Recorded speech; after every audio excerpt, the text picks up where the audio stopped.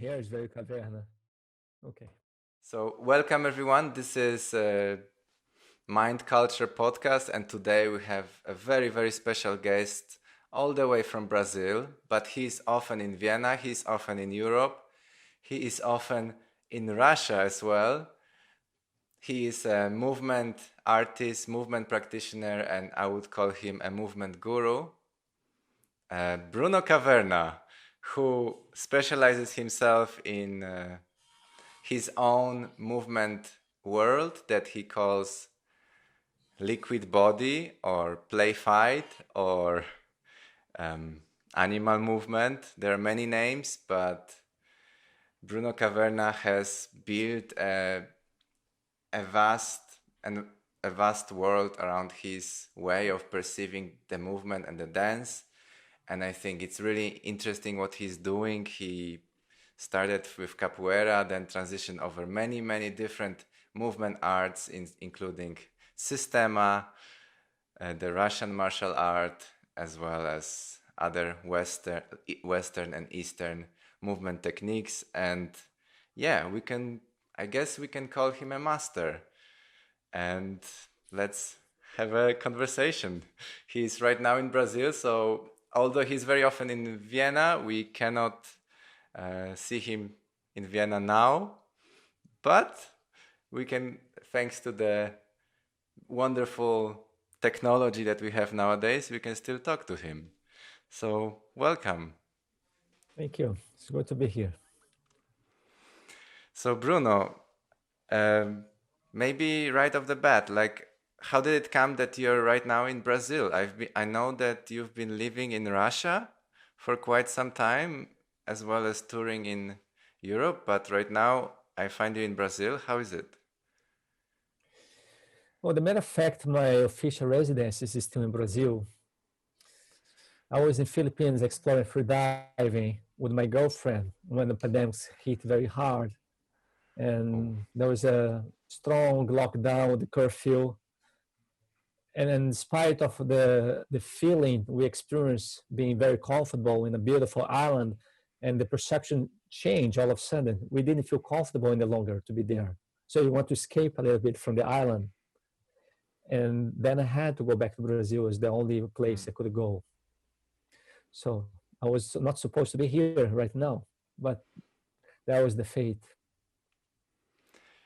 and you say that you were not supposed to be here. Like, what is your schedule looking like normally? Like, what do you do every day or every second day? In, right now in Brazil, Right now in Brazil, but also like, what would you be doing instead? Because, for example, for now, I know would have been touring a lot with the yeah. pieces and perhaps teaching here and there. But I'm wondering, like, what is your focus? How do you live your life normally? And how did it change right now? What do you invest yourself I in? think the changes are pretty evident, just as much as for at least most of the people, especially those working on the artistic field. And I was supposed to be facilitating events. Um, I had a couple of events in Asia for the first time. Mhm. After Philippines, I was supposed to go to Thailand and then Bali. And then I had some major events in Europe, in Berlin, in Italy, in Spain. We had to cancel everything. Actually, I have two events in the summer. We are putting on hold, is in a suspension. So let's see how it goes. We are not canceling yet. For sure, Mhm. if you carry out, you need to adapt and follow the guidelines, which are not the most favorable guidelines for the kind of events we have because of the physical proximity and physical interaction. But everything's possible. So let's see if I'm able to go back to Europe in August, September. We still have two events in this summer. It's a little bit ambitious project, but let's see. Have fingers crossed. Yeah, me too, absolutely. I've seen this that you are going to organize this thing in Italy. I don't know about the second event, but it looks yeah, it looks amazing. Like you organize this very concentrated movement camps. Can I call it camps? What is this Definitely. exactly? And how isolated are you from the world? It sounds like a very contextualized current question, how I am isolated from the world. But if you're referring to the camp started, the first version was in 2016. So this year we are supposed to have the 5th edition of the camp. And it was a very spontaneous impulse. Mhm. And at the same time, I felt strong about this feeling. And and things have been evolving very strongly ever since. And for me, it was a big step into the unknown territory, because I was not carrying such large events on my own. But I got a feeling from that experience that it was the right path. And every year we learn through the mistakes, lots of you know easy, not easy dynamics. But I think that's how humans they evolve. And I feel very fortunate to be surrounded by a beautiful team of people. They really support and hold the space together. And I think that's the quality I'm most concerned about, is how to hold the space in order to provide the experience for people, to journey through movement, through self-discovery and dynamics as well. So there's a lot of things going on in that event. It goes more than just exploring dancing patterns. It's a little bit more all encompassing. Okay, this is bringing me immediately to the next thing that I want to talk about with you, is like, what is the role? Let's start with, if you could quickly describe what you're doing. I know it's very complex, it's very big, it's a big world, but I am really interested, like, if you could, for a normal person that is maybe have seen dance on stage but never really went to a class, what is exactly that you are teaching? What is your what is this kind of movement that you're doing?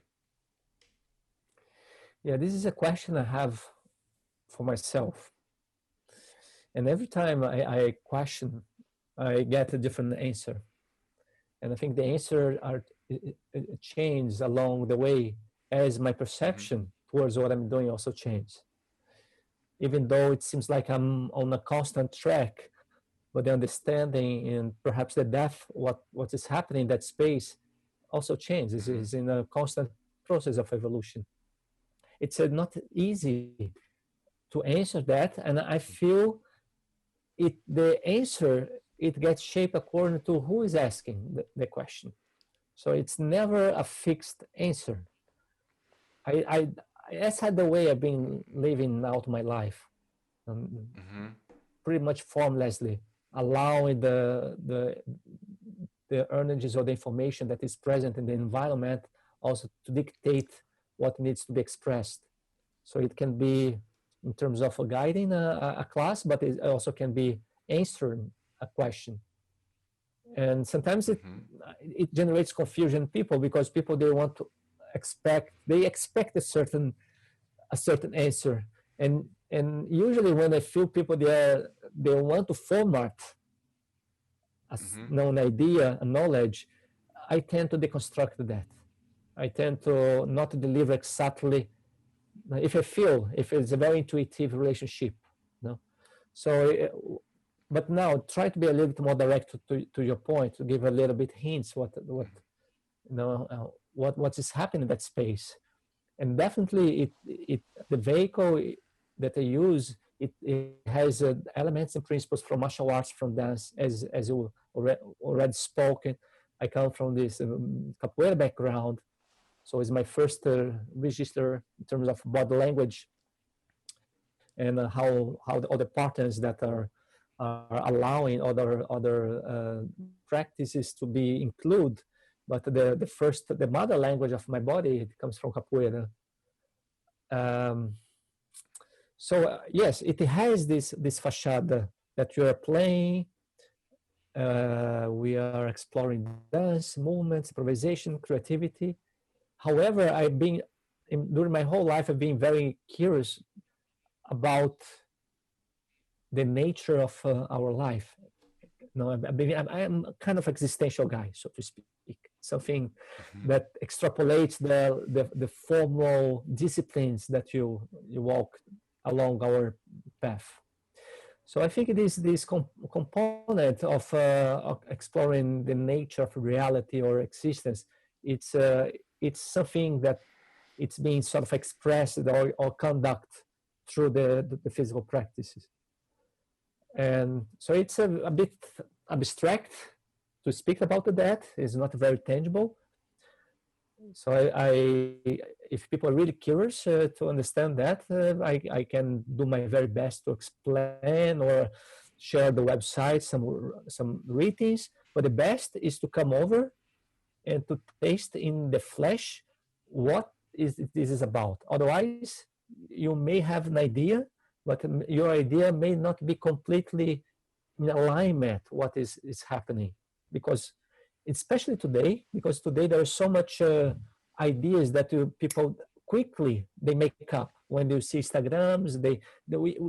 We all tend to put things in certain categories, and that's what I Mhm. sort of challenge myself, because yes, there is a certain kind of category you can fit the kind of practices that I do, but the real content extrapolates that, and it's not very easy Mhm. to explain, to describe. You know? So that's why lots of Mhm. people they start to relate to the practice to many other practice that I don't have an expertise into that, but because of the essence, what is being cultivated, it it it embraces the essence of other practices, and for me this is extremely inspiring, and I get fascinated when I see people relating, to in principle completely unrelated practice, but the correlations are found in ways that surprise me. So I get a lot of ideas, and I think my perception also expands and changes as I start to interact with people from other fields. So I think it's a two-way uh, Mhm. path of exchanging knowledge, information, and life experiences, so to speak.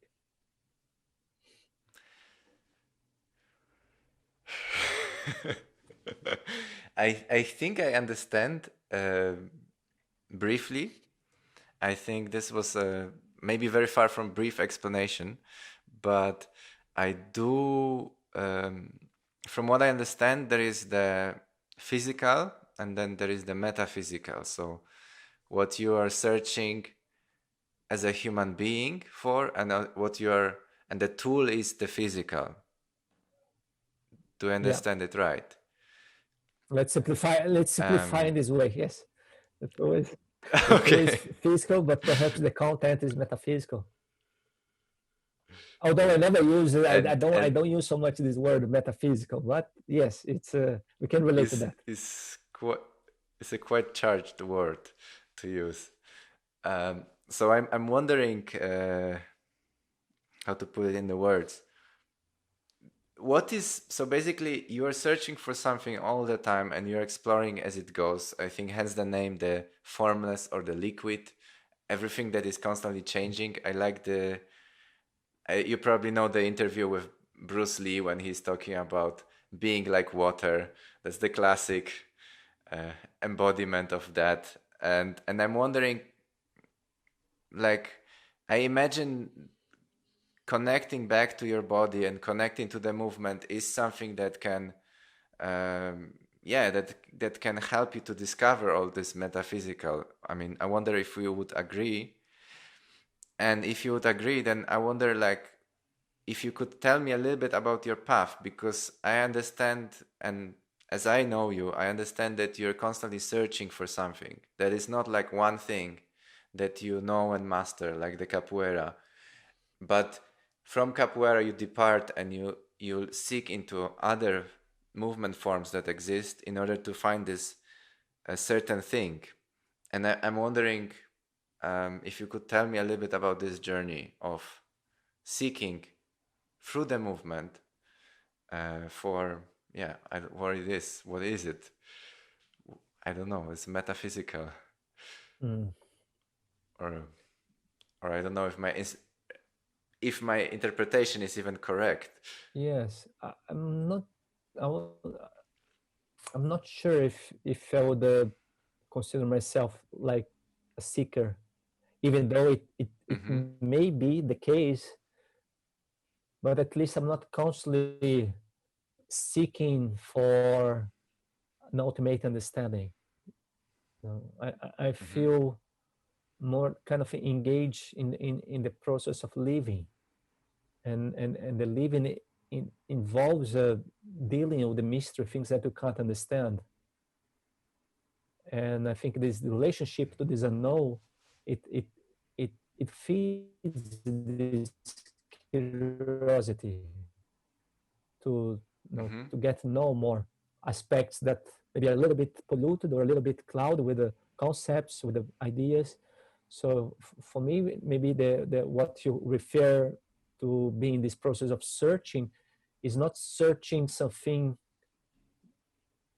new to include into the old, but is look into the old and see if it can open up the old, if it can create space in this old, and maybe to reveal something that doesn't need to be found, something that is there inherently.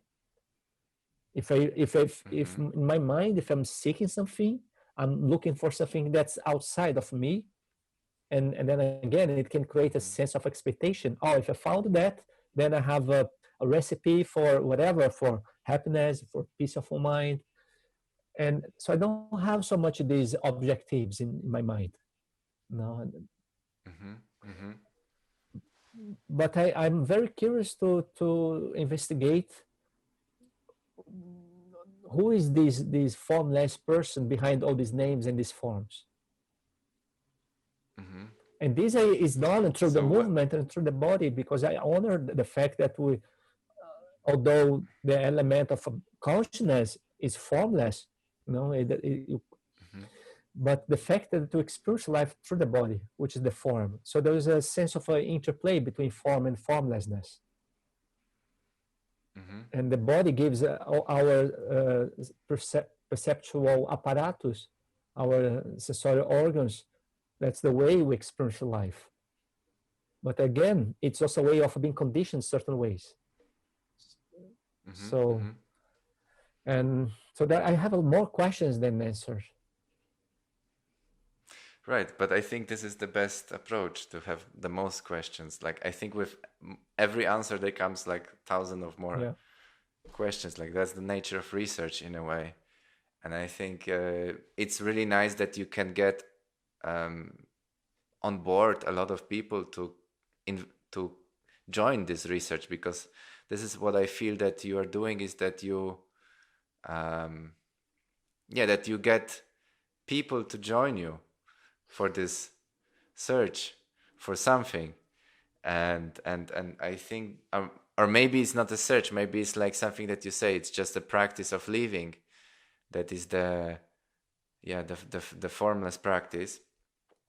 I'm wondering, because nowadays we live so much in the technology and so much in this virtual space, which in itself you could also say it's formless. It's some kind of net of connecting us. I mean, we are being cyborgs together with all the machines that help us communicate with each other. And I'm wondering if we can already think about ourselves as just one organism, or are we still separate entities that can interact with each other? I'm wondering, what do you think? Like, do we still have our own selves, or are we already so connected that we blend into the one, or have we always been blending into the one as a human beings? I'm wondering what you think about it. I think there are lots of different ideas about this subject, of being separate as a form of illusion. And I Mm-hmm. decided to speak from only the aspects I am able to embody. And I can contemplate, I can entertain these ideas that yes, in at certain dimension, maybe it's all the same. It really doesn't matter. Maybe there is an absolute truth about that. But my experience is very limited. So I experience the separateness. So I don't want to override my experience with an idea that is outside just because I like that idea. So I can overlayer my experience with the concepts, which it doesn't make justice. It's not truthful to what I experience. So Mm-hmm. yes, I entertain this idea that we are one single organism. Yes, but it's not really how I experience when I wake up in my bed, like how I experience it. You understand? Like I make judgments about what has more value than other things. And Mm-hmm. this has to be coherent somehow with every every action that I take. It has to also be coherent with the kind of speech or discourse that you know. And so in that sense, well, I I'm wondering like if I have this awakening, this realization, and we're all the same, and maybe death doesn't matter so much, and we can transcend this dream, this illusion. That's fine, but if it has to happen, it has to happen naturally, and not forging through a Mm-hmm. conceptualization. That's not part of like how I engage in life. So I try to be just able to capture what is under my reach. So that I think that's Mm-hmm. been part of the process to clean a little bit whatever is appealing, but is not much in interaction with with something that's very down to earth. No, that's something that is Mm-hmm. it's the craft of of engaging in the reality where I find myself right now. And now, when we speak about the virtual world, yeah, this is an interesting philosophical question. How much these cyborg-like tendencies will make us more connect, and then we have to define a little bit what means connectivity. So if connection it's happening on this level, then perhaps yes, we are being kind of more connect, but perhaps there are being also certain degrees of compromise in other possibilities of being connect, and maybe we're being less connect in other ways. So it again depends how we're going to make an interpretation of connectivity. What does it mean? You know? Mm-hmm. And if you focus on these two sense, hearing and visual sense, sight, yeah, it's fantastic that we can be connected to so many people at the same time. On the other hand, it's a reducing of our whole mankind history. Like we've been evolved through all the senses. So we are not maybe honoring so much as at least not as much as we could honor the biological system. Mm-hmm. The biological legacy, so to speak. So this is it's a concern that I have, especially now during the pandemics, where there was this big catalyst, big shift from Mm-hmm. our deeds, in from steering from engage in a more organic physical fashion into the virtual world. So the possibility to adopt this is the new normal, and we can easily frame ourselves into this, which I think is more abnormal than normal, and it's very concerning. Maybe not for people who are already know trapped in this world, but for people like us who depend very Mm-hmm. much on this organic physical interaction. Yeah, social distance, and all these measures, that all these this fear that is creating, literal distance between us.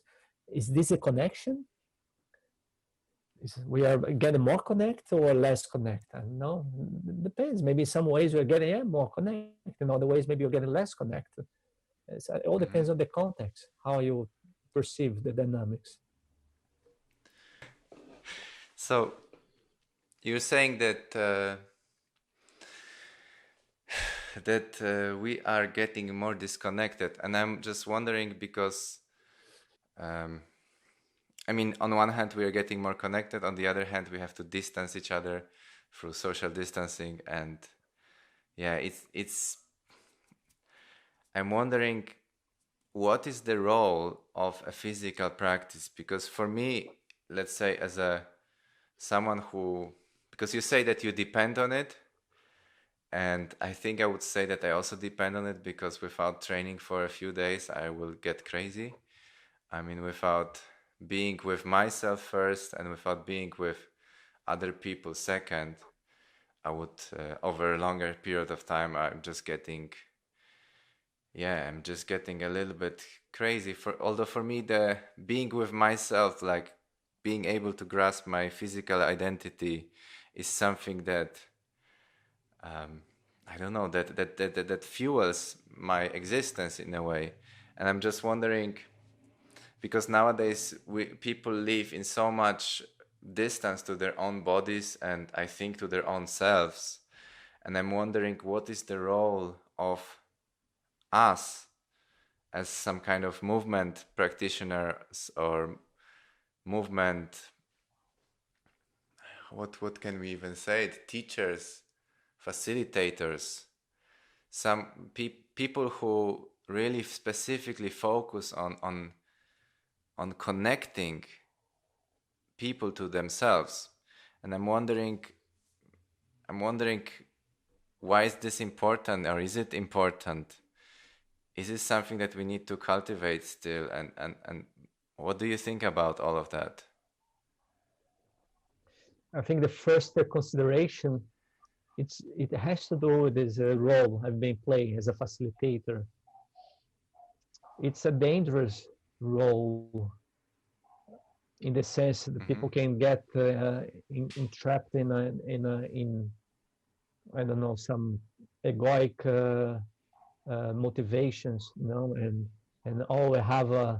I can teach something for people, I can do something good for, and I've been following this path for many years, so that's one thing I like to also to reflect. Again, not I don't have a satisfying answer for that. How much is my social responsibility? How much I become a bit more nihilist, like I don't care, like there's no meaning, people do whatever they want. So I can see myself oscillating, and it depends again my mood. So everything changes, and I have to allow also myself to change in this confusion. So having said that, I'm more convinced that I don't have any I don't have anything to do with the people's path somehow. So if there's something that I can express, and if there's some people in resonance with that, or they are just attracted to that, so you can connect by a matter of affinity and exchange life somehow.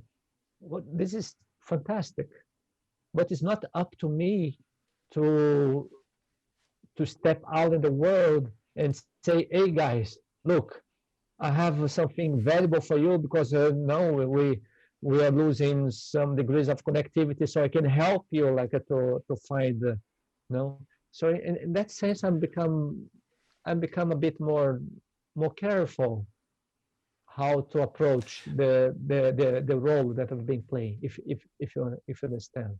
But it's again not withdrawing myself away. I'm not doing less. I'm not giving up like the play. It's still a play, so we're part of the play, but it's just the relationship to that role that is also changing as I'm aging, as my mind is also changed Mm-hmm. in this perspective. What I see now with this polarization, maybe that lots of people they are enjoying to go deep into this path of virtual connection. So I'm not making any crusade against that. I'm not. No, I have a critical sense for sure, and a common sense as well. And I think it's great if you have a voice. And I'm just eager to connect with people who are, these kind of like-minded people, someone who naturally gravitate to each other. And I think this is created a space and environment where you can express yourself more freely without having to force, without having to fight so much. And things start to happen effortlessly, more organically. So that's what Mm-hmm. maybe the space I'm sort of cultivating, and how is I I see my role of facilitator without having too much of a projection in this in a very complex and larger scenario that we are going on in this moment.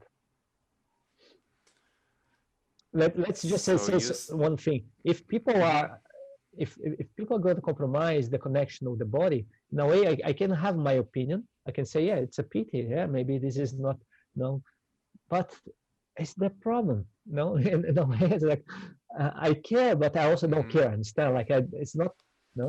So, but then it's always a fine line. How much can allow these things to go to a certain level that also start to affect your freedom? And I think it's a very good example now Mm-hmm. because of a Mm-hmm. no of a health situation that everybody's so concerned. There's so much fear. So there's a new mindset that start to be very prevailing, and that also can compromise the space, the room for you to do the things that not affecting others, but even your little space. So then it becomes a question of how much you should engage in this situation, how much you should be more proactive now and doing something also to reclaim a space, not to change other people, at least not lose the given freedom that you used to have. Mm-hmm. Yeah, yeah, it's a thing like with not being able to do contact improvisation, not being able to have dance classes. I mean, now it's changing, but you still cannot touch. You still have to keep a lot of distance, and yeah, I guess it's I think touch is very essential to our existence. And I mean, you say that you withdraw yourself a little bit from telling people what to do, which is, I think, completely to appreciate. However, um, yeah, what about the general sense? What about the general role of us? Because we've been doing it for so long, and we've been giving it, or you've been giving this to the world for so long. Don't you feel that there is some important influence that movement art has on people in general? Because I mean, I can say that you can help some individual, but I have the feeling that if a movement, for example, is introduced in school, it can change a generation.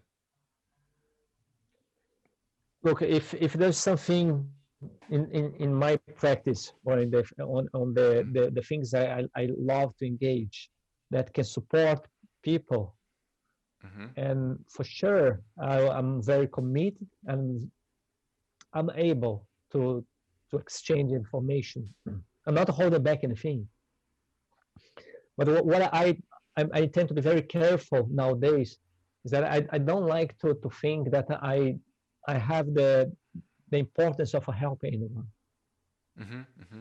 Because if I have this thing in my mind, I think that's what I was telling you before. This is a dangerous mindset. Mm-hmm. Even if you look from a more distant perspective and you can see things are beneficial somehow, but I want to distance myself from the importance that I can help people. Now things it may happen, for Mm-hmm. sure. I'm not naive to that, but it's not the instance I like to take it deliberately. It's no, Mm-hmm. but Mm-hmm. I'm more engaged. I'm more interested in engaging in relationships and see like what comes out from their living process. And if you can learn Mm-hmm. from each other, if you can inform each other, especially in the practice, we I think one particularity of this practice that we reflect a lot our blind spots and the shadows. No, and I like that. I like to face not only the image that you project, the image that make us feel good, and the image that makes us very popular. So I like to face the other sides that we usually deny, you put aside. And it's not very comfortable to visit those spaces. So if and then I see by being seeing people going through storms after some sessions or not feeling so good. So if I was expecting to get a feedback as someone who is bringing this feeling of satisfaction, immediate satisfaction of the person, I would be very frustrated or very secure because that was not happening. It was almost the opposite. Like people are having difficulty to look at you because you're the one who sort of trigger this uncomfortableness or these storm emotions. This So, is but yeah, this approach is very, very, very rare nowadays, I have to say, because I have the feeling that nowadays, if people go to a dance class, they expect to be, or let's say, in the maybe not the ultimate professional world, but let's say in the majority of the commercial world. Like people expect to have first and foremost good time. And how can you even dare going against that? Like what will it do to your personal economy? Like, how can you even start digging for people's mm, energy if you're part of this economy which goes in favor of those classes where you actually feel good? well, definitely we all need to make our living. We need to think about pragmatic resolutions, how to earn enough money in order to afford a dignified life.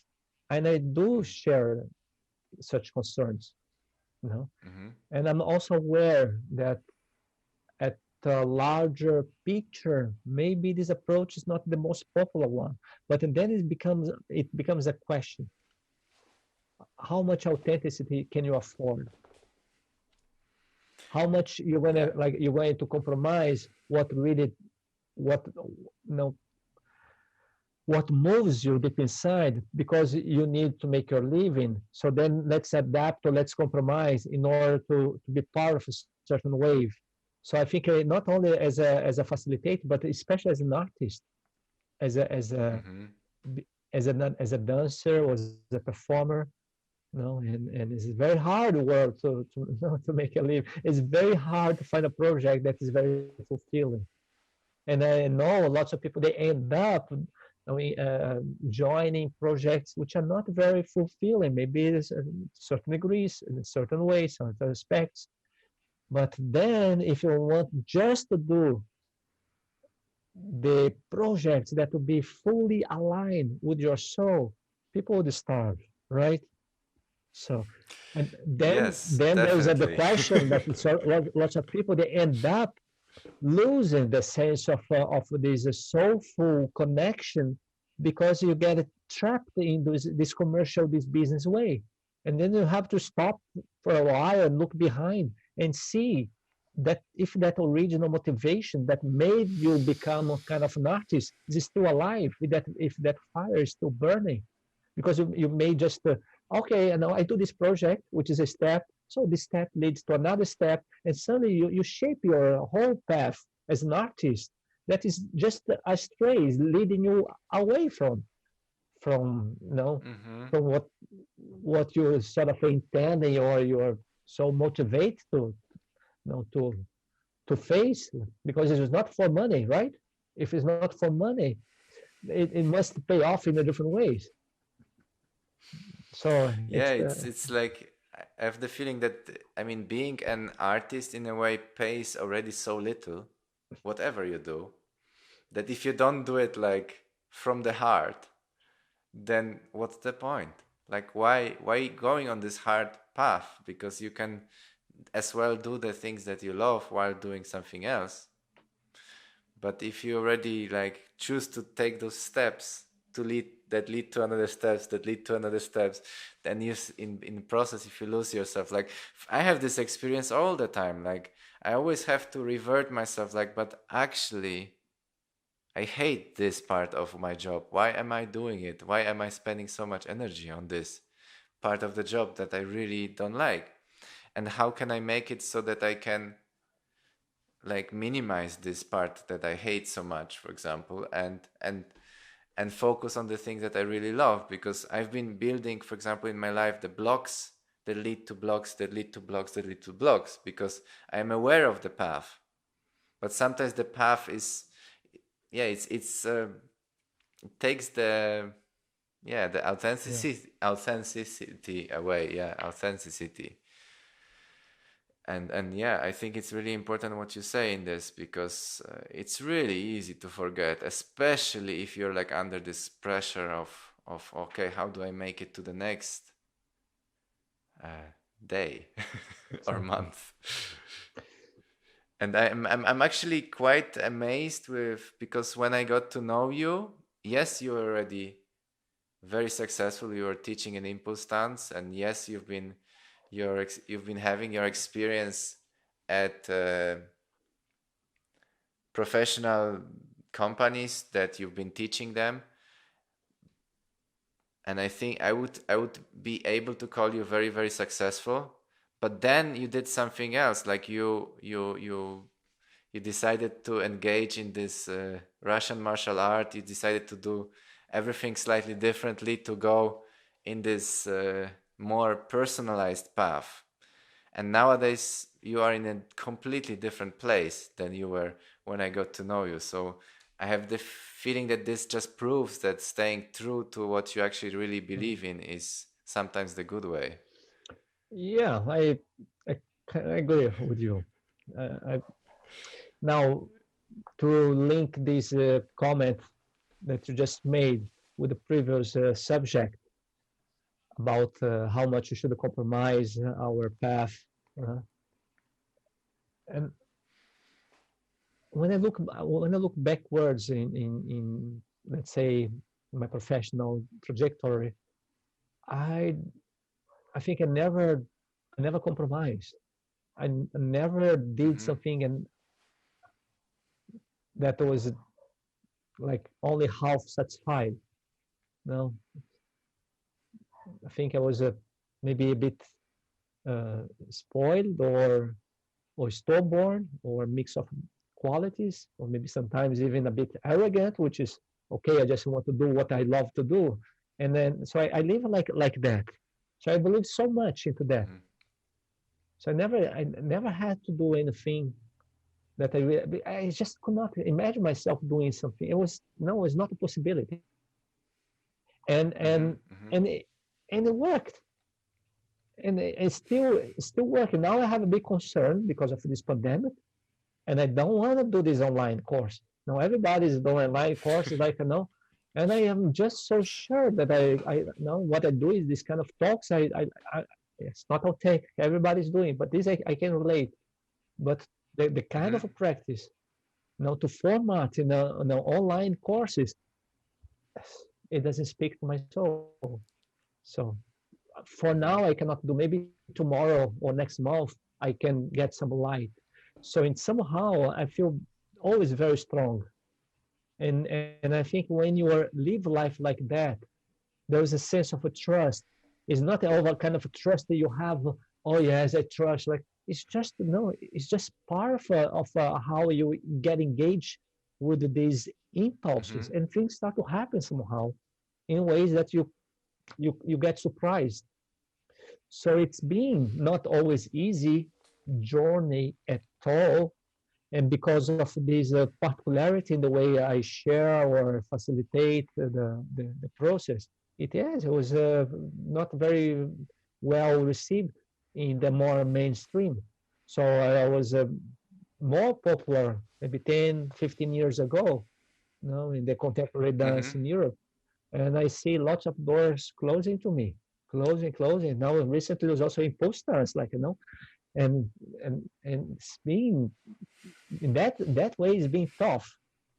But I never get a Mm-hmm. moment oh, I want to go back there. I want to no, I'll stop the process. It was not a Mm-hmm. choice. I could not stop the process. I never felt a choice that I could see my ego screaming. I could see the conflict. I could see lots of emotions, and for sure it's been lots of crises. But the choice for me to stop this process and going back to the space I used to be, just because I had more popularity or had more recognition, was never choice. So, and Mm-hmm. then life will start to show you that you can, all the things are waiting for you that you cannot know now. But if you want control from that point of being lost in this uncertainty, it's too much also for the structure, for the emotional structure for some people. So in that way, I think Mm-hmm. this strong or drive, or you're so sure about a certain certainty that and I don't know, things happen. Yeah, Mm-hmm. you But at some point, I have the feeling that you totally embraced the contemporary world. Like I think that's also a part of it, like the alertness to the technology and to media of communication that exists nowadays. I have the feeling that there are a lot of people, okay, that um, they want to do what they want to do, and they go against what it's being told to them, and they are sticking to what they love, but they are not alert on what is going on right now. And I think you could say it's a part of the formless practice, but I have the feeling that you've been embracing a lot the what is right now available on the technological sense of things. So I have the feeling that your practice is also alive because you've been cultivating those Facebook groups, those communities, those Instagram page, this website, and so on, and constantly innovating through like starting new camps here and there and so on. So I have the feeling that this is also a very, very big part of it, like this work, that the work of adapting to what is out there. yeah, it's been a process, man. It hasn't been easy, and I'm not doing this Yeah. alone. I have a team of people, and this adaptation into technology, especially Instagram, Facebook, it has brought out a lot of my own resistance. So I always find myself in conflict. You know? Right. And So it's a dialogue, that a constant conflict I have, and we do use it, but sometimes I use also to criticize that somehow, also to express my sometimes my frustration, satisfaction, mm-hmm. and that's what I feel I can't compromise, but I don't want to be also too radical. I don't want to become too judgmental, too critical, even though sometimes it's experienced like that. So that's what I would like to smooth out more. But if the means is about sharing to have a voice, sometimes I may appear of being a little bit radical. Yeah, because I can't help. I see how people are losing their authenticity. Then again, who are you to tell people losing or not the authenticity? But on the other hand, everybody's sharing their opinions. Everybody's getting engaged so, and it's very, very complicated dynamics to understand how to position myself in this social media way. Uh-huh. You know? So lots of people become sometimes a bit artificial, and it's all about image. It's all about projecting an image that No, it's all the validation that you get, Mm-hmm. and then Are you I feel like, susceptible to this validation as well? well, I think the ego, it can at times feel a bit more sorry. There's more. It can be a sense of self pity, and you can judge all. Like, but I think I've been going through so many closing Mm-hmm. in my which was very tough, and I don't wish to. It's not something that I wish to. It's not something that say yes, great, a festival it's closing the door for me. It don't relate to the. It's like the idea of success is not about that. Mm-hmm. The idea of success in our materialistic world is like how much accomplishment you can get in your life, what are your degrees. No, also there's a certain um, set of values that is very much established by a cultural conditioning, which is not necessarily speaking to what means to you as a living being. And sometimes we all know, even as a dancer, we know that injury is not something that we're going to cherish an injury, but we know that it very often we can learn a lot from injuries. We can learn a lot of our bodies. We can grow a lot. So I think the process of growing through difficulties and confrontations, it's something that we know empirically, through experiences, but is again like it's not like how the society has been sort of set up, because Mm-hmm. the image that society wants to validate you, it's always showing the beautiful mask. So you're Mm-hmm. afraid of showing our ugly side.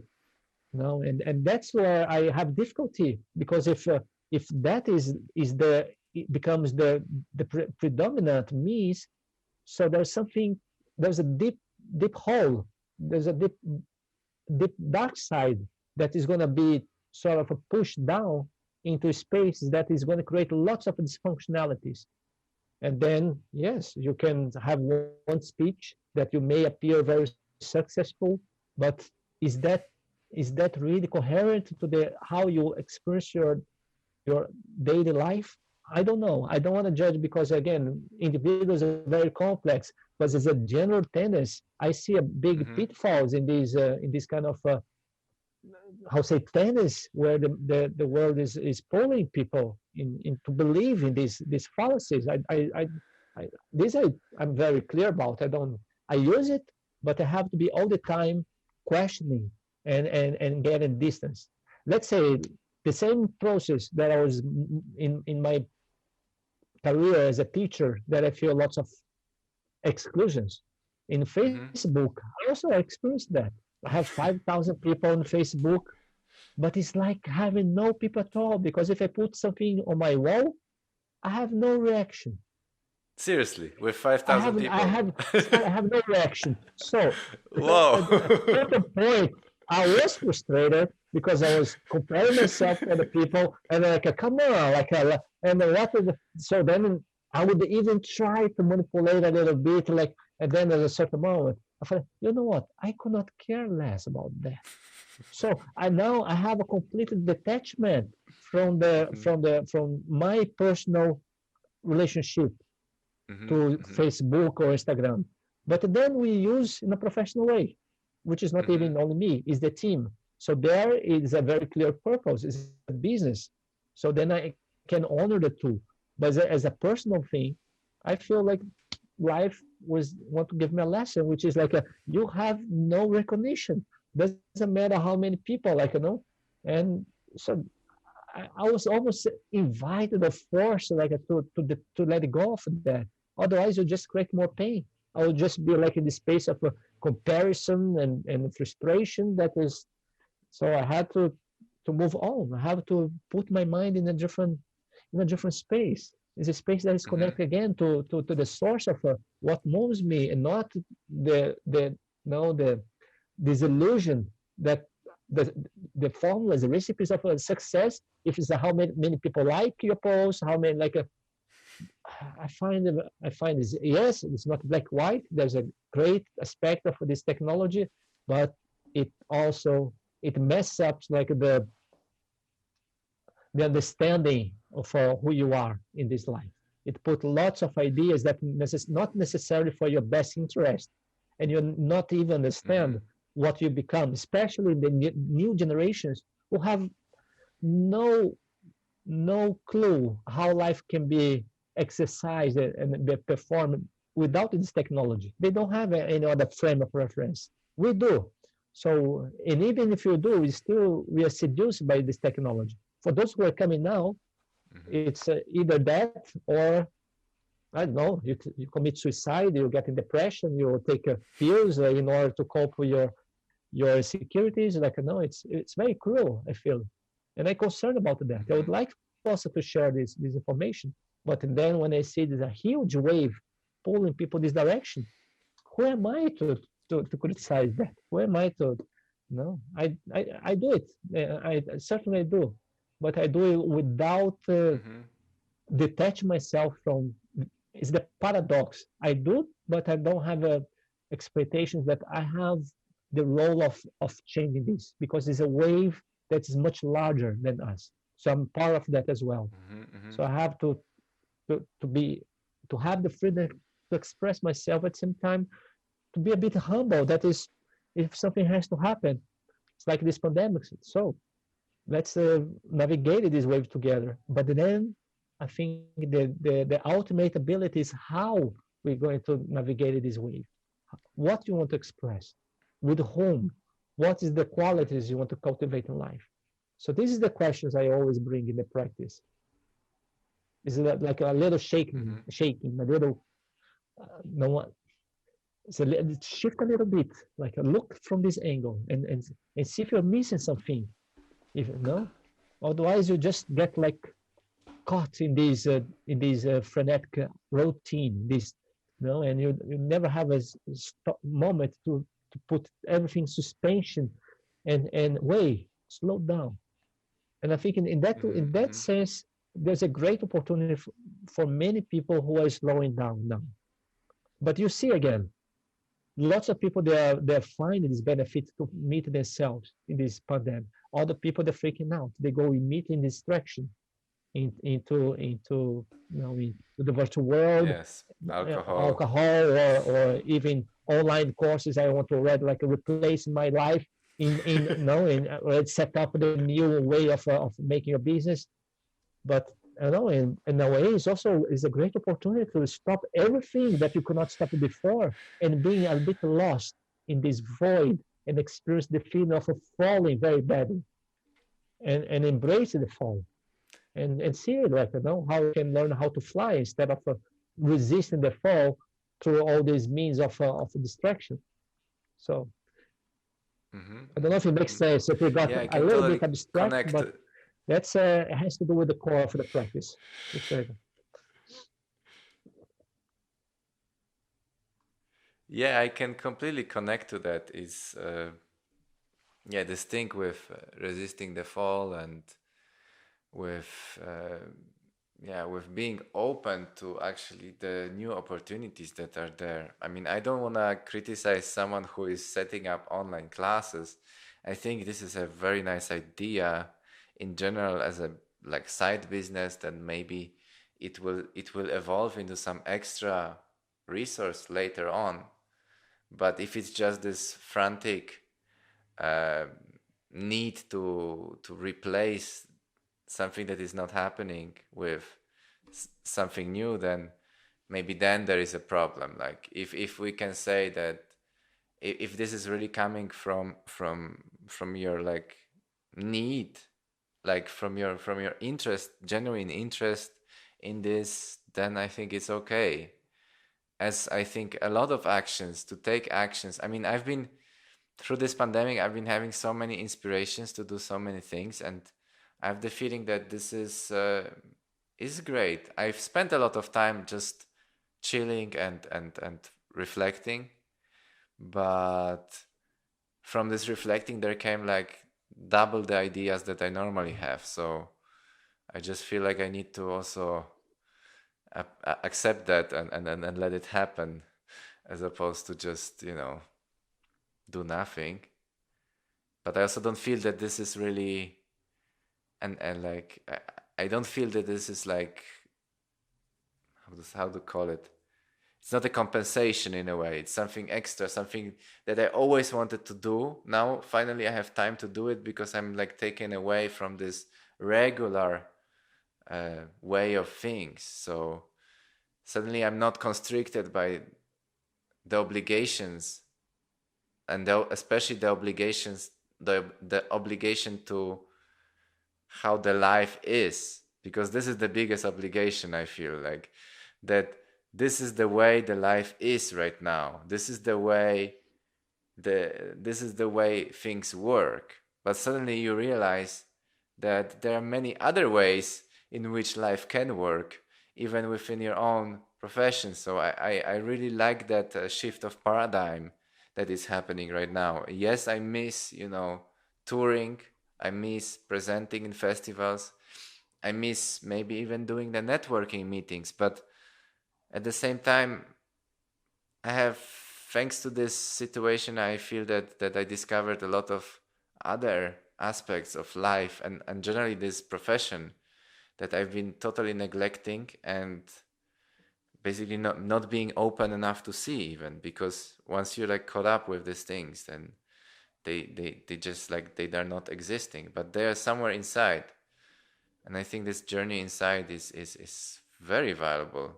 And yeah, but anyway, I've been always having the advantage of being able to be with myself. Like, I know a lot of people, they cannot stay alone with themselves, they cannot stay alone with their thoughts. They freak out when there is no one around, and luckily I'm not this kind of person. But for this kind of people, it must be really, really tough to suddenly be disconnected completely. Yeah. Yeah. Journey inside. I think journey inside is something that art can really facilitate in a way, because I feel that, because there is this general question, like, is art valuable? Is art something that we need? Is art something that, because art is some kind of uh,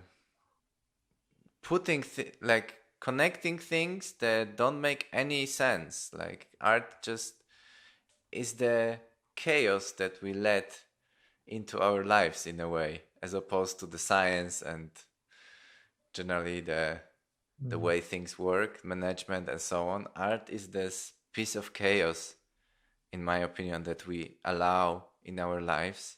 And I'm wondering, I mean, of course you're like in a way an artist of movement. You of course been a dancer and a choreographer, but I'm wondering what is your opinion on that? Because nowadays, like, there are all these cuts in the ministries of cultures around the world, and art is being defunded because other things are more important. But I'm wondering, what is your opinion on art as being this piece of chaos that we, in a way, have to add to our lives, or do we? I don't know. What is your idea?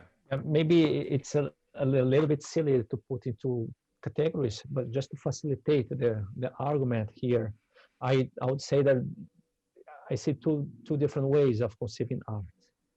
I think there is one level for artist expression is that which you cannot not do.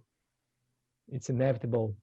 It's something that is, it's not something that you have to, you become professional in order to express that.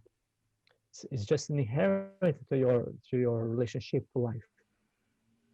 I would regard, as you said, is this chaos, something that comes from your subconscious mind, from the psychological perspective, or more spirituality. It doesn't matter which kind of labels you use, but that's a relationship to the mystery, telling stories and expressing something, and find a means, whether it's from painting, from movement, from dancing, from music, no sculpture. It doesn't matter. Or it can be cooking, or it can be, anything that you do. It's a relationship to that thing. Maybe that thing itself is not even considered an art form, but the relationship that you do, it can be very artistic Mm-hmm. because it's full of creativity. It's full of space for you to express this uniqueness.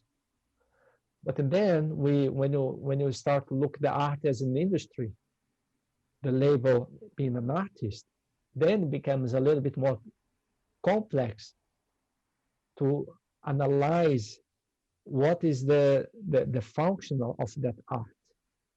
Because that art is also involved with the politics, is involved with the lots of factors that that are somehow uh, favoring the artist to have a dignified position in society to live. But sometimes you recognize that is not very fair as well.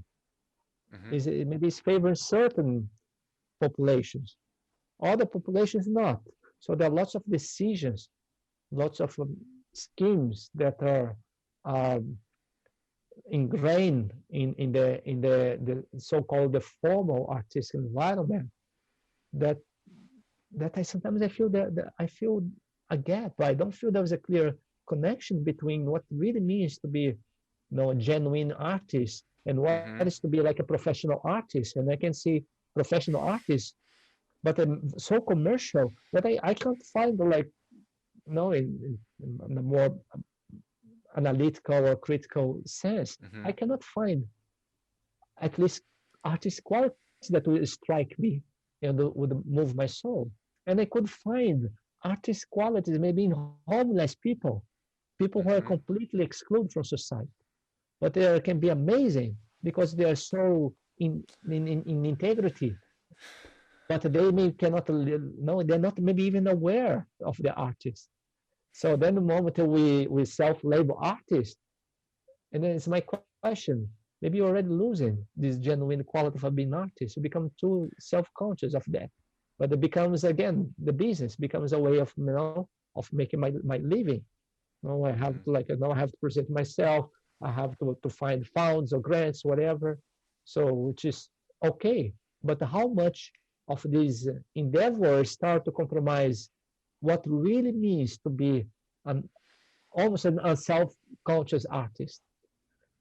And I think the ideal, if you can bridge that, if you can create a space to reclaim dignity as an artist, and at the same time inside you're always cultivating this Mm-hmm. original space where your art is outpouring.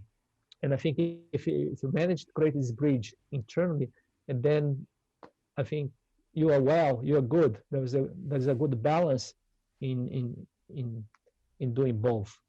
Because Mm-hmm. if you just being like a genuine artist, maybe you're not like you cannot make your way in your life. But if you just go for pursuing the career as an artist, you may also forget it easily. It's a kind of previous subject. Do you So ever see yeah, yourself also, because I understand that you emphasize the perspective of an artist itself, of the artist itself. I'm wondering if you ever see yourself as a consumer of art or some kind of receiver of art.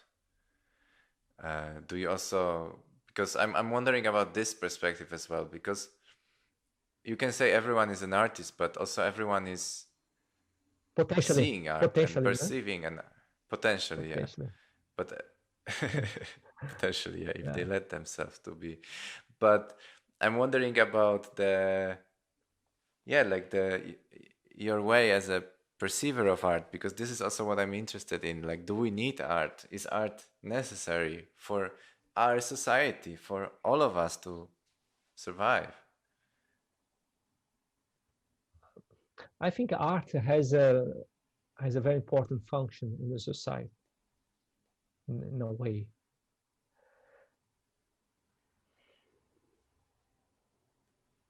And I think art is something that is happening and is going to Mm-hmm. happen because it belongs to the qualities of what it means to be human. But again, and when you start to carry a flag that you need to do art in order to save our world, then I have questions about. Then I start to Mm-hmm. believe less in this kind of art, as I would believe it less in any kind of ideology. If art becomes an ideology, um, um, Mm. I have less interest of consuming. But art is just happening, in a more formal way, a less formal way, is happening. And however it's being expressed, and I think it's still um, serving society, even in a more commercial way. It's still it's still serving certain populations. So it's important to have this big variety of artistic expressions, because you're also very different. So in that sense, I've become a little less critical to acknowledge that all the nuances of art is also fitting the nuanced society that we live, because you are not like we are so diverse from each other, so we are so different. Mm-hmm. So I not can expect that everybody is going to understand the contemporary dance, because most of the people No, who are no, not no, in no, contemporary no. dance, they find extremely boring. Like I don't understand that. What is no? So, and then if the people inside the contemporary dance, they think that the contemporary dance is the ultimate Everything. everything, like I think you are missing a big part of the puzzle here. No, you are in Yes. your bubble. No, and thinking that what you're doing has a great importance in the world, but you are practically inexistent for 99% of the population. They have absolutely no clue what is contemporary dance. And if you think that, yes, it's very important to make art, like, no, this self-aggrandizing, I don't know, have to be a little bit, see things from different perspectives in order to understand what's the function, what is the importance of what you do. You know, and I think in an individual level, Couldn't yes, agree yes, more. if it's important for you, that's your life. So there's nothing more important than you expressing yourself to that particular art. But when you think that your Mm. art is going to be important for society at at at a grander scale, it becomes a bit more tricky, this Maybe question, no? maybe your art, but maybe the art in general. I think I would more consider like this kind of activity, because I mean I feel that, as I said before, like I feel that this is a piece of chaos, a piece of unregulation that exists, because art is so, for me it's always about breaking this um, logical barrier, like logical constructs that we have, and introducing the things that are illogical, that make no sense. And I think exposing to people to things that don't make any sense is very, very important for the general sanity, because it's like, I'm not saying that, for example, that alcohol is good. I would not say that alcohol is good, but alcohol, for example, has a function of um, distancing a person from the normal. And I think that the more we stay in the normal, the more insane we get, because the more we are like in this box that function in a certain way, the more we uh, become, I guess, distance from ourselves, the more we like. I have the feeling that the human being is the creativity aspect of human being, and the adaptability aspect of human being is something that helps him or her to not get crazy, simply because I feel that if you have to repeat one task over and over every day, then at some point you just burn out, you're just gone. And I feel that art is somehow one of the counterpoints to this effect, in a way. Mm. I don't know if it makes any sense to you, but I always seen it like this. I always seen it like this extra force that is taking the order and taking like and breaking it a little bit. This perfect human organized world, and adding a little bit of Yeah, chaos to it. And we need this for sanity. This is my point here. Like I feel that we need this. yeah, I agree. I I need this. agree. But maybe I'm biased. I think if you imagine ourselves living in a dystopian society without art, that possibly would feel strongly the importance of art. No? Yeah. If you just become machine-like um, citizens, you know, and fulfilling tasks and never relating to Hmm. this, never giving space for us to express or to contemplate any kind of artistic expression, that would feel very suffocating. So Hmm. and possibly lots of people would realize the importance of art. It's like when it's there, maybe you don't give so much importance. Maybe the values Yeah. are distributed in not, in a not very even way. So and it explains, I mean, there is some kind of artistic expressions super overrated even. Thinking about all the celebrities of Hollywood, like, it's I don't mean that they don't do a great job, but like how much people they value that, or society value them. It's in comparison to dance. It's this discrepancy. Yeah, it's a little bit. It's not very balanced somehow. But yeah, I don't think art will disappear, and I think we continue in the production of that in one way or another. What I feel, the art is also related to the educational process, because I feel that Mhm. if we do give space for children to be to become or to follow a path aligned with that original pose, I think that we all would be one way or another some kind of artist, Mhm. So, and it's nice to it would be a dream to be surrounded by people in a community with everybody. It's uh, it's fine. It's secure and safe to do things without having to just thinking about how I'm going to succeed, how I'm going to earn my, you know, my material life, material goods, like, So we are, again, we distance from this genuine artistic quality because of the whole conditioning, the whole pull. Going through now, you have now to start a bit earlier. You have to do this and this. You have to accomplish that, and after the school, you have to already start. The college after the college, like so but I don't think necessarily it would be the choices of children if they were given the space. If you could Mhm. hold the space for them to develop, so just trust the kids and give a ground for them. We should Mhm. give a good ground. And I would be very curious to see which kind of society would emerge from that collective cultivation. And of I course, think there's been a lot of uh, attempts of this in. I don't remember what is this kind of education called anymore, but in German-speaking country there is this kind of the Waldorf school, yeah, for example, where they. I think in America they also have them in San Francisco area and so on, like those more post-hippie yeah, yeah. areas where they have those special schools. And I think those people they end up doing well. They are very open-minded, maybe too open-minded for the world. Those that I know,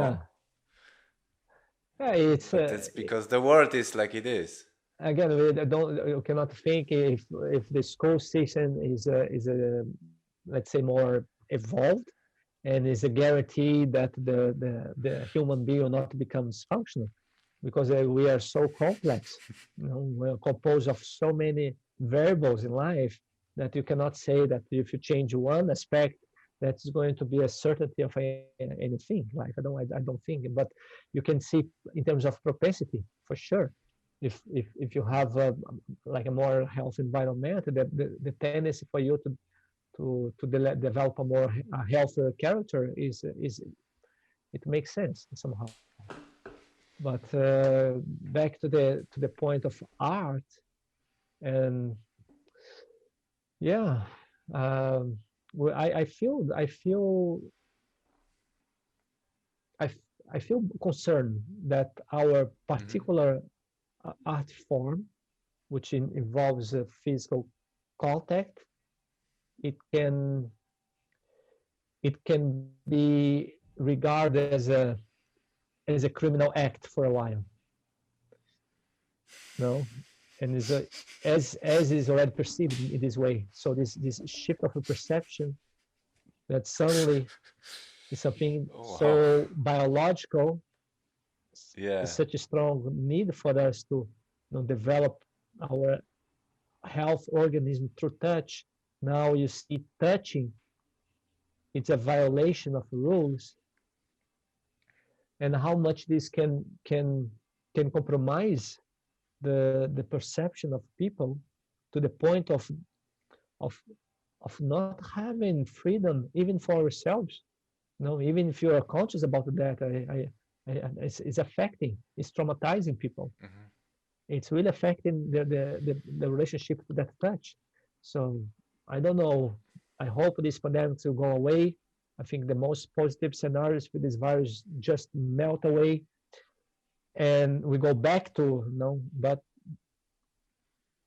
the trauma that we've been experiencing now through this pandemic will not go away as quickly as this as the immediate concerns that we have right now, and this can be in our particular art form. Yeah, we can have a division, we can have a split in society. I can foresee a little bit certain populations not caring, because this need to express this chaos through touch, through skin, can be so great that we don't care. We go for it, to take the risk. But if that becomes still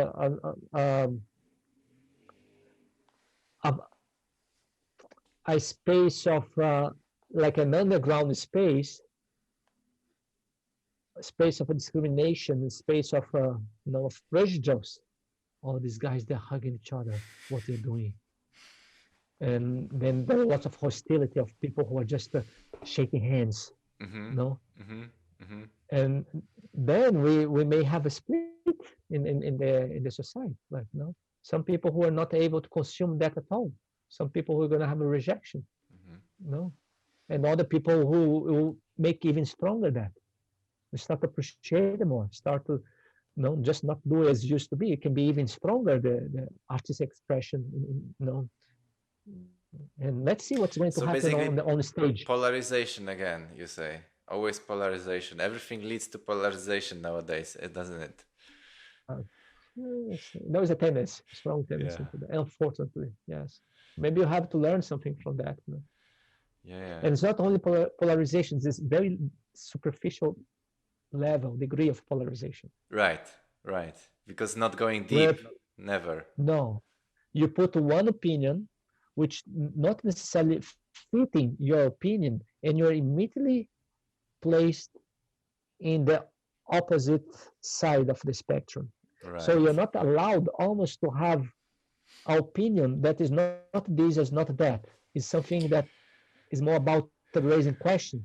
Yeah, I always find myself... And people, they don't know anything about you because you're behind the screen, and they feel very safe to attack you like that, which I don't think would happen in a physical interaction. Yes. People do not start talking about shit without, like in a physical confrontation. But behind the screen, people that are easily attacking with lots of hostility and putting labels and categorizing, compartmentalizing you. And so I had some experiences maybe last week or 2 weeks ago. I was just express myself when someone was in Brazil was saying like, it's not a contradiction to break the quarantine and to go to the street and to demand a lockdown. And I was just like a demand lockdown. And I was, I'm in this context that we're here in Brazil is a big mess. After 80 days of quarantine and to force a lockdown, I personally think it's gonna not make any good, because it's been too long and everything's been messy. Now to force a lockdown. So when I start to question that, but not to say that I belong to this political part or that political part. It's just to question that. Mm-hmm. So people, they start to call me a denier, Mm. and which is, I don't know if people are even aware of that. But when you call someone a denier, it's a reference for those who been denying the Holocaust. So the Oh. symbolism behind that, it's very strong. Mm-hmm. So when some people say, yes, you're a denier of it's not just a denier of the virus, or no, is a very strong connotation when you call someone a denier. And maybe they're not even aware of that. But suddenly, because you just want to engage in thought-provoking questions, people, they're calling you a denier, which has deeper meanings that they can even imagine.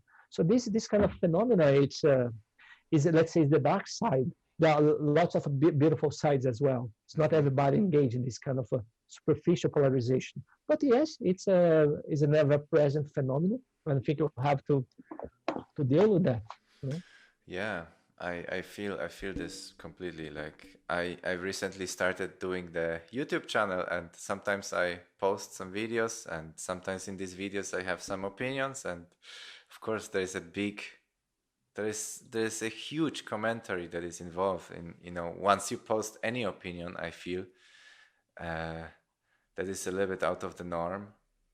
Then, like, basically being out of the norm is not what you're supposed to be doing, in a way, I feel.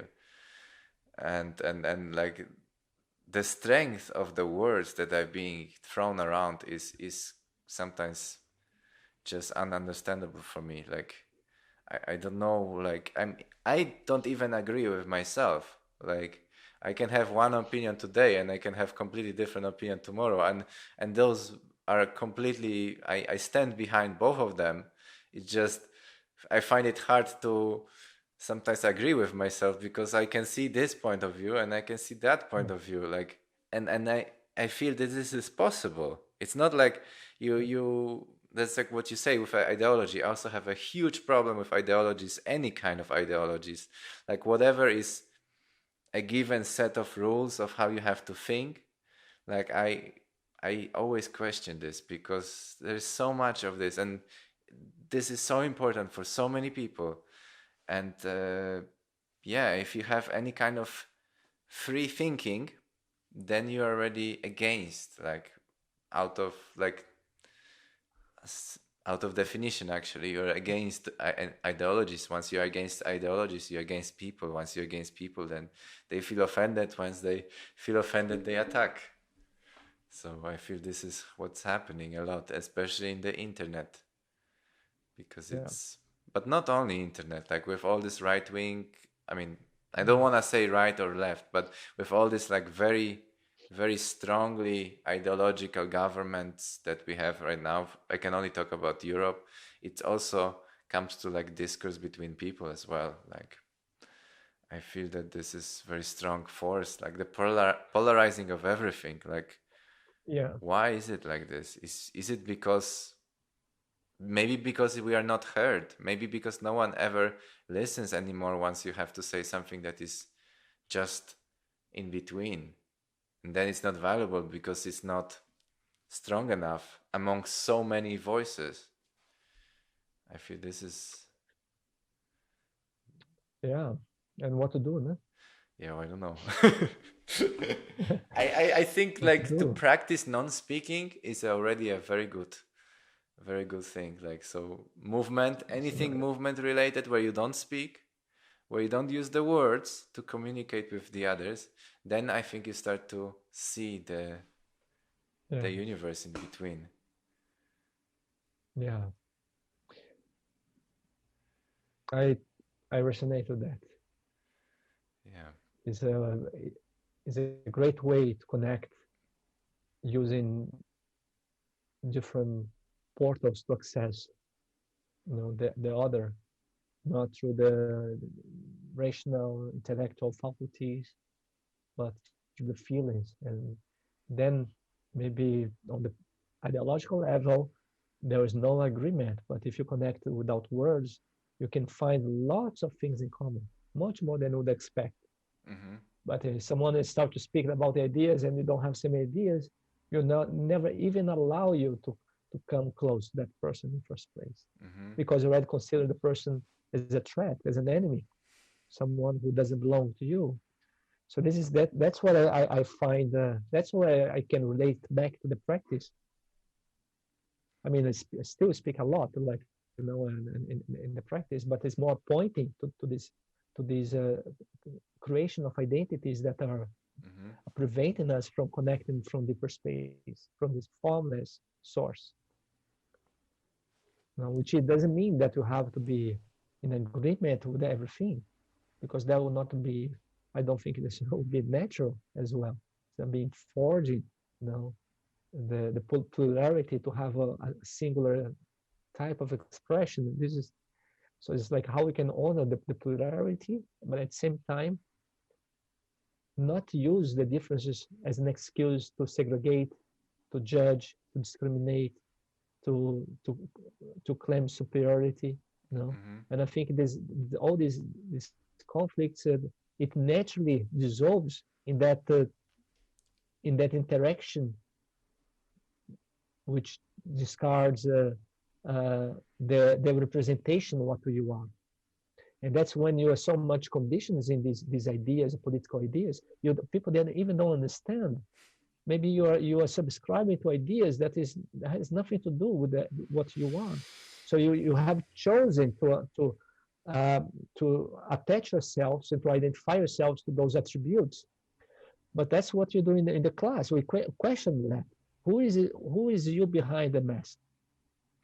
But people, they don't want to see themselves behind the mask, because that's a void.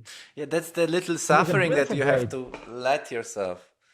You have to let it go of lots of things that you hold yourself, you cling, and that's like a sustains your identity. But it's all, I mean, in a way, it's okay to have that. But on the other hand, you can say it's bullshit, because it has no substance in itself. It has as long as you believe. But if tomorrow you change your belief, so you become something else. So if you're able to adapt yourself to different belief systems, it means the essence of what you are, it cannot be defined by any kind of belief.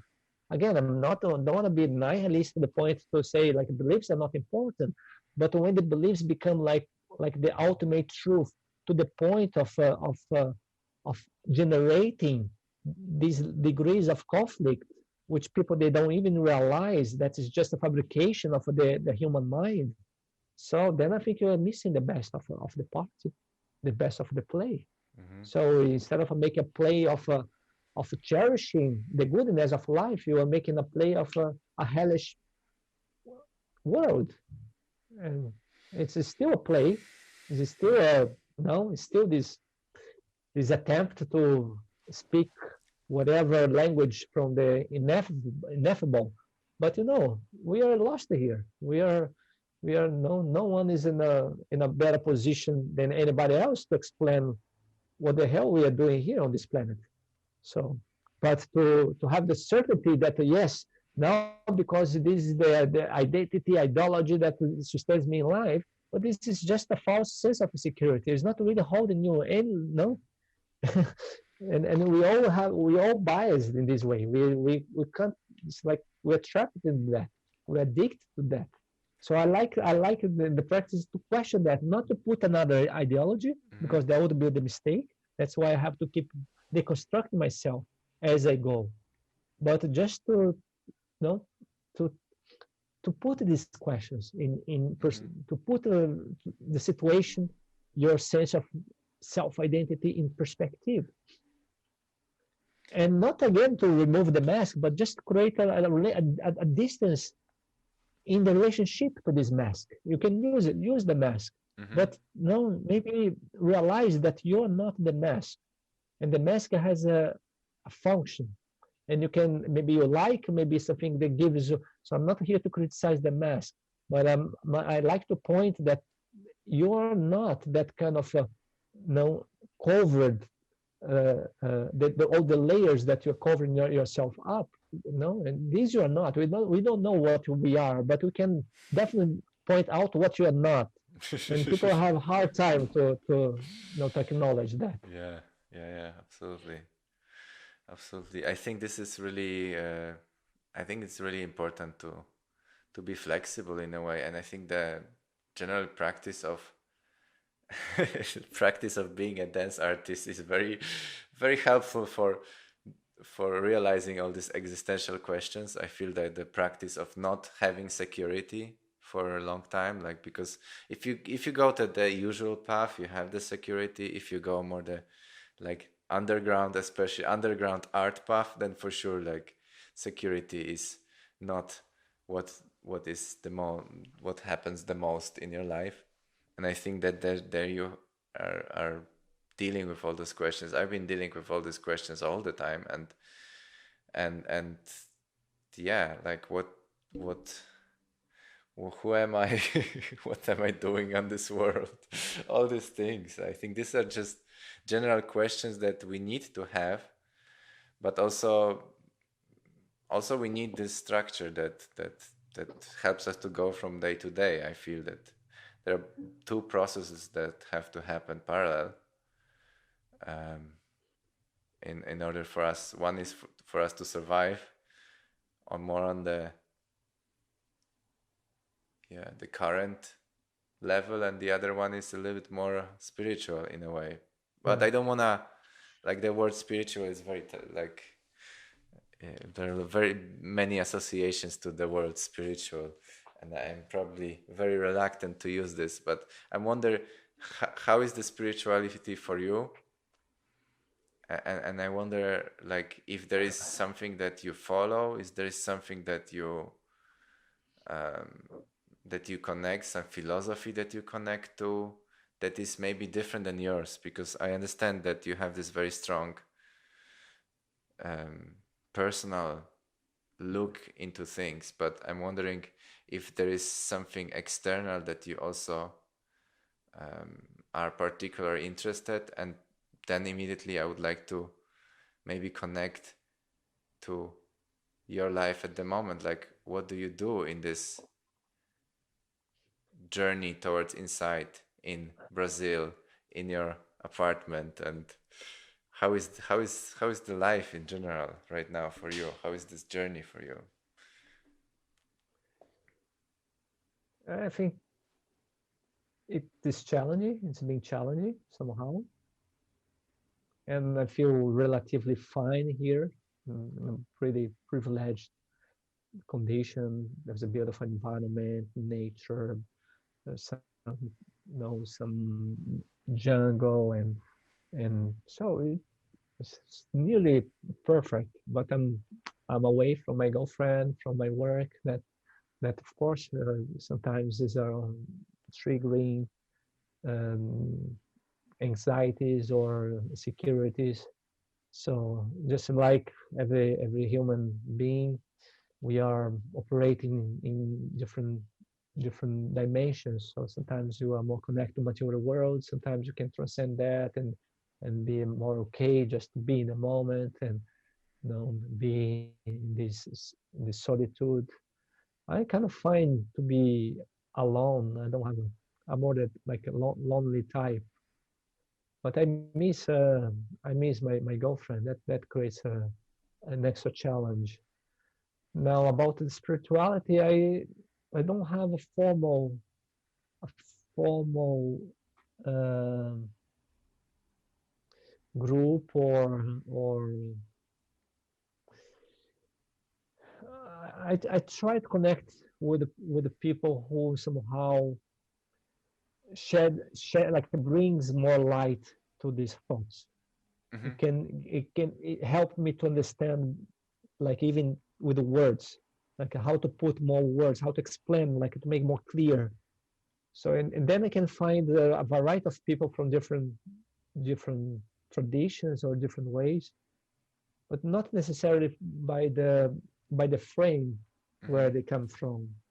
So I don't have any formal connection to establish frameworks in terms of spirituality.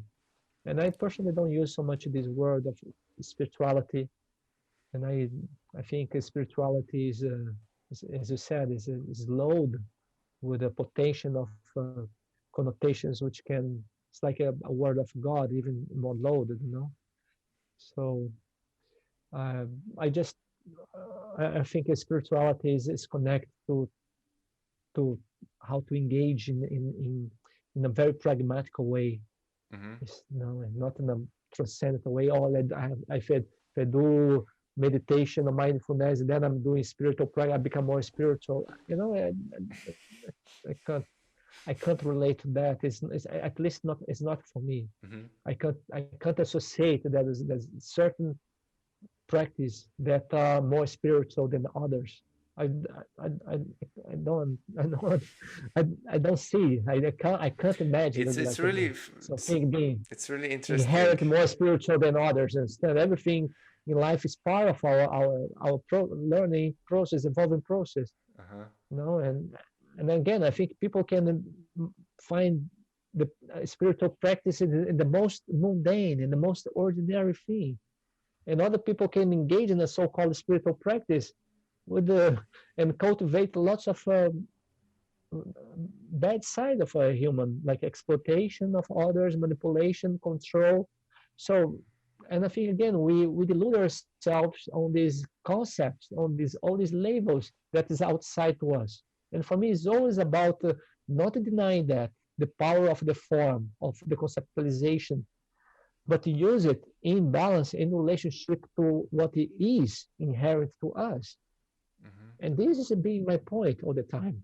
I am not against anything, but the relationship, it can be so misused, can be so distorted that suddenly I have to stop using those labels because of the how low it has become, how much the misuse or the the I say the infusion of qualities that that makes me like even this word authenticity. Everybody's talking Yes, about an yes. authentic movement, and when this word has become such a common place, a cliche, I start to have a hard time to it because if I speak about that, I have the feeling the people around me is going to read me in the way I read. Like no, I have started to have problems to use certain words. They become too cliche, too low. So Yeah. and it's for me it's really about removing like the excess Mm-hmm. and stay with more what is more essential. And for that, yes, use the words, but not to create more, but use the words to to open up, Mm-hmm. to dig into more space and delve into that space and see what happens without without expecting, without imagining that it has to have a certain outcome, certain result. Maybe yes, maybe no, but we don't know. So be cool with not knowing. Right. And I think this is a wonderful message generally for everyone right now is to be cool with not knowing. Bruno Caverna, 2020. Hmm, cool. I think, yeah, that's a wonderful message, and yeah, it's been pleasure talking to you. Like I feel like every time I talk to you, I don't know when we met, 2010 or 2011. I don't know. But anytime I talk to you, I feel like, ah, like, okay, and there is this, and there is that. It's the thing that I know, but it's so good to hear it so precise and so clear from you. And I feel that you have this great gift of communicating the obvious in a way, communicating what is resonating so deeply, but it's maybe not yet undiscovered, and maybe it's coming from the practice of discovering it yourself all the time. So I think this is a very great quality, and I feel that now I miss the practice with Bruno Caverna. I It has mean, changed a lot. It has changed a lot. seriously. Oh wow. Yeah. I'm really curious because this I remember this was the thing that opened my mind, but opened my physical mind, let's call it like this. Open my embodied mind to new things, to actually accept the way I am and to um, figure out new ways through that are already there. And I think this is a little bit what like, this is exactly what you say in general sense of things. But actually, this is exactly what I sensed while being in the class on the physical side of things. So yeah, it's very coherent. I appreciate when things are very coherent. It's a very rare quality nowadays. This Well, it's a big process. It's not, no, yeah. it's a it's a process of refining, looking for good words to express that. But it hasn't been easy. It's a I, I'm glad to hear that somehow this coherence is being sort of transmitted. Because sometimes I doubt if I don't think you have to how doubt. clear. I don't think you have to doubt, Bruno. I think like if there is any dance teacher that I recommend nowadays, usually your name comes the first one. So just that you know, just that you know that because I'm very, very picky about because in the world of contemporary dance, I mean, I wanted to wrap it up, but I guess it's not possible. In the in the world of contemporary dance, there's like all this generative processes of like, oh, I'm gonna make my own technique, or I'm gonna make my own method, or I'm gonna make my own class that is called in a certain way. But then you enter those classes and they're usually the same. This is one thing. And second thing, there's rarely something deep behind them. There's rarely some really, really deep research, really original deep research. And me as someone who also finished studies and did several projects, and I'm also doing my own exploration in movement, I just simply often get bored with just repeating the same thing over and over again, because I come to this class and it's supposed to be something different, but it's exactly the same as I already know. And I learned not much. I had a good time, but I learned not much. But I feel that with you and with some other people, but they're very rare, that there is something really original, there is something different that you can grasp, there is something um, that even if you have done so much in movement wise, then you can still learn something new. And I think this kind of quality is very rare in dance, in contemporary dance Exactly world. what makes you very unpopular. Exactly. Exactly. Exactly. I But know. I am happy. I'm happy to connect to you again. And I think you have shifted so many gears since the last time in the class. I think you will better recognize the class. Still the same track, but it's been a massive Uh-huh. speed of, especially when I met Alexander Solovyov, which is Mm-hmm. my master in system about 4 years ago, and it's been a mind-blowing encounter. So I hope we can meet again in physical space soon. Absolutely. Would be a pleasure to Yes. continue this exchange physically and sensorially, emotionally, Yes. feeling wise. Less words, more moves. Yes, exactly, exactly. Thank you for Uh, your time, Bruno, and yeah, have a wonderful day. Thank you, and good luck with all projects. Thank you. Okay, so that was it, Bruno. Thank you so much. One more time. I did record everything, I hope. Click You can record. stop recording now. Yes, yes, wait a second. And stop. And here we go. And stop.